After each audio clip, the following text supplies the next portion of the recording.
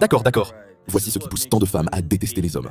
Le problème, ce n'est pas qu'il n'existe plus d'hommes bien, c'est que les hommes à la fois bons et attirants sont rares. Ce qui rend un homme attirant, en apparence, n'a souvent rien à voir avec la bonté, la loyauté ou le respect. Ce qui attire les femmes, c'est ce qui leur prouve qu'un homme sait survivre, réussir et dominer dans ce monde. Mais ces hommes-là sont souvent ceux qui trichent, manipulent, abusent, séduisent, puis disparaissent. Ils ne se soucient pas vraiment de ce que les femmes ressentent. La majorité des hommes bons, eux, se soucient trop de ce que les femmes pensent. Au lieu de construire leur propre vie, ils cherchent à plaire. Ils confondent être bon avec se sacrifier. Mais plaire à tout prix, ce n'est pas de la bonté, c'est de la dépendance émotionnelle déguisée en vertu. Et dans cette confusion, le respect disparaît. Car lorsqu'on met systématiquement les besoins de l'autre avant les siens, l'attraction et la valeur perçue s'effondrent. Résultat, beaucoup d'hommes bons paraissent fades. Et beaucoup d'hommes attirants se révèlent toxiques. C'est ainsi que beaucoup de femmes tombent dans des relations destructrices et finissent par en vouloir aux hommes dans leur ensemble. Bien sûr, il existe des hommes équilibrés, forts, doux et respectueux, mais ils sont rares.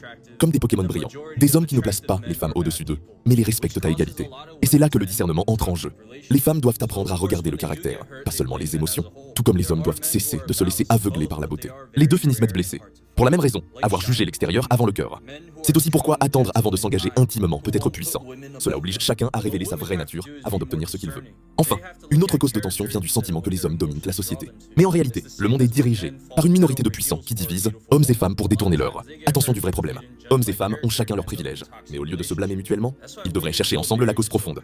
Celle qui alimente la méfiance, les blessures et les relations toxiques. À méditer.